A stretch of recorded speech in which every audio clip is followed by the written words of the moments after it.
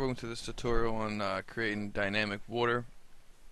Let me show you really quickly what we're going to attempt to achieve here.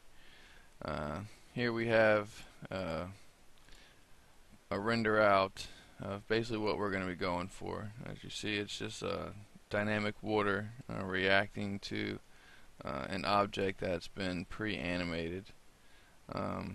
The material on the water and the sky and everything have already been covered in other tutorials, so I'm not going to spend any time talking about that, but what I want to focus on here is the actual creation of the water surface. So let's go ahead and take a look at how we're going to do this. Here we have the max file, and all it is at the moment is a ball that's been animated. Very simply, just to come in, move around, and come out. I have a plane with 60 segments on the length and the width, and I have hit Alt X just to make sure that it is transparent and see-through at the moment. And then I've got just a tube with 4 sides going around to create like the pool, and then I've got another plane at the bottom that is the bottom of this pool. So let's take a look at how we're gonna create this water surface.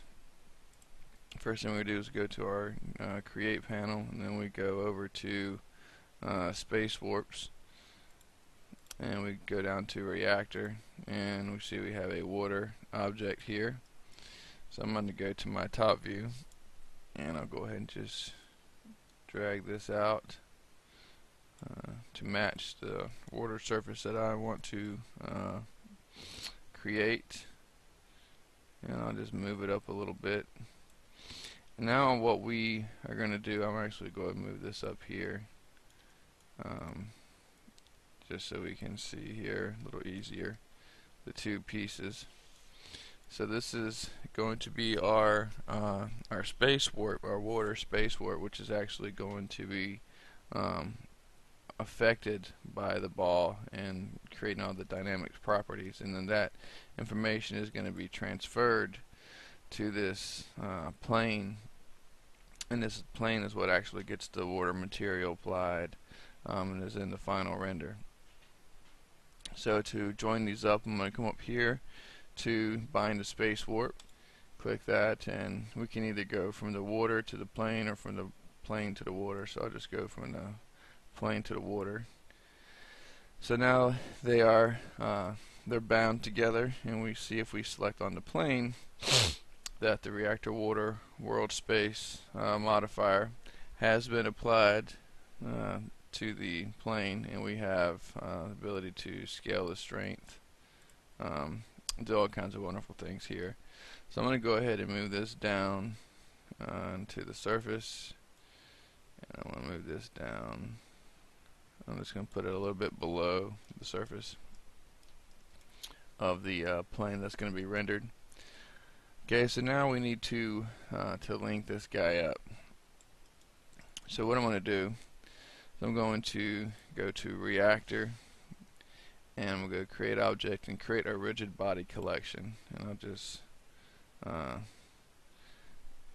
we see, because I was selected on the water, let me do that again, the water surface, select on water, create object, rigid body collection. We see because I was selected on the water space warp, when I created it, it automatically added the water as a rigid body.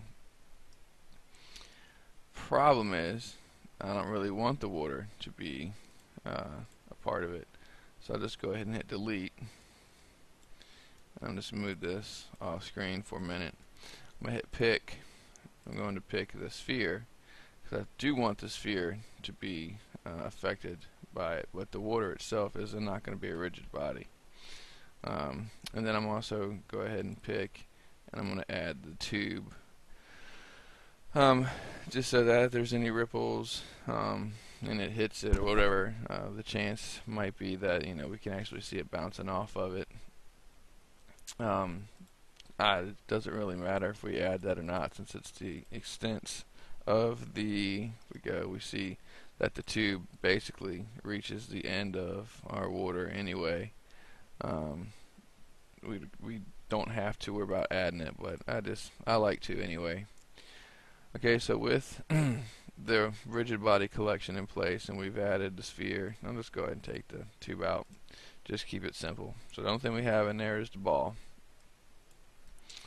So now what I'm going to do is I'm going to select on the ball, and I'm going to go to our utility panel, and then I'm going to come down to reactor, and then I'll come all the way down to the bottom to properties,